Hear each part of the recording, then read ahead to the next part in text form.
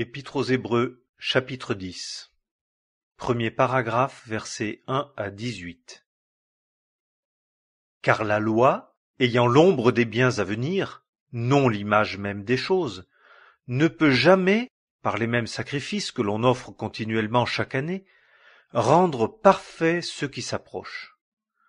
Autrement, n'eussent-ils pas cessé d'être offerts, puisque ceux qui rendent le culte, étant une fois purifiés, n'auraient plus eu aucune conscience de péché.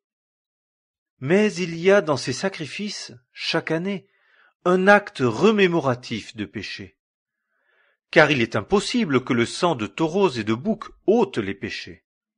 C'est pourquoi, en entrant dans le monde, il dit « Tu n'as pas voulu de sacrifice ni d'offrande, mais tu m'as formé un corps. Tu n'as pas pris plaisir aux holocaustes ni aux sacrifices pour le péché. Alors j'ai dit, voici, je viens.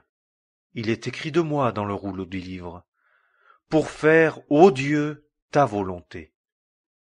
Ayant dit plus haut, tu n'as pas voulu de sacrifice, ni d'offrande, ni d'holocauste, ni de sacrifice pour le péché, et tu n'y as pas pris plaisir, lesquels sont offerts selon la loi. Alors il dit, voici, je viens pour faire ta volonté. Il ôte le premier afin d'établir le second. C'est par cette volonté que nous avons été sanctifiés par l'offrande du corps de Jésus-Christ faite une fois pour toutes.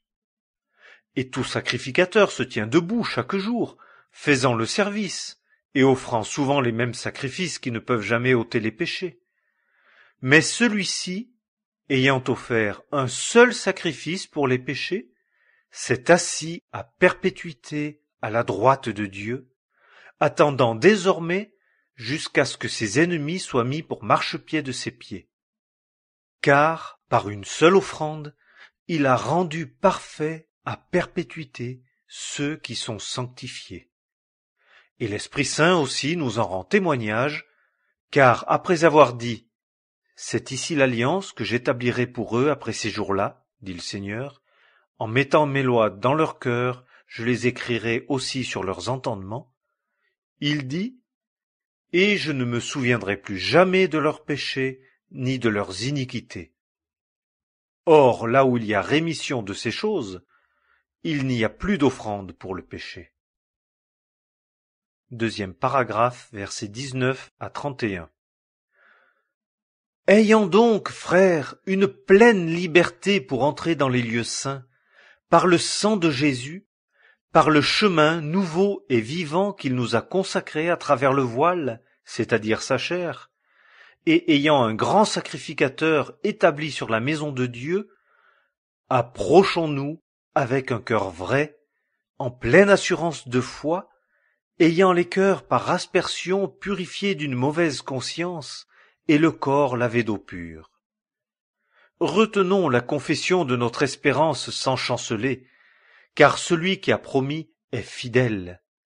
Et prenons garde l'un à l'autre pour nous exciter à l'amour et aux bonnes œuvres, n'abandonnant pas le rassemblement de nous-mêmes, comme quelques-uns ont l'habitude de faire, mais nous exhortant l'un l'autre, et cela d'autant plus que vous voyez le jour approcher. Car si nous péchons volontairement, après avoir reçu la connaissance de la vérité, il ne reste plus de sacrifice pour les péchés, mais une certaine attente terrible de jugement et l'ardeur d'un feu qui va dévorer les adversaires.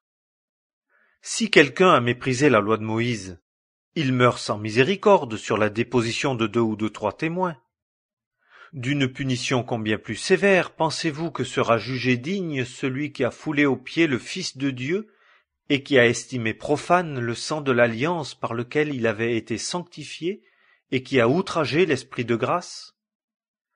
Car nous connaissons celui qui a dit « À moi la vengeance, moi je rendrai, dit le Seigneur. » Et encore, « Le Seigneur jugera son peuple. » C'est une chose terrible que de tomber entre les mains du Dieu vivant. Troisième paragraphe, versets 32 à 39.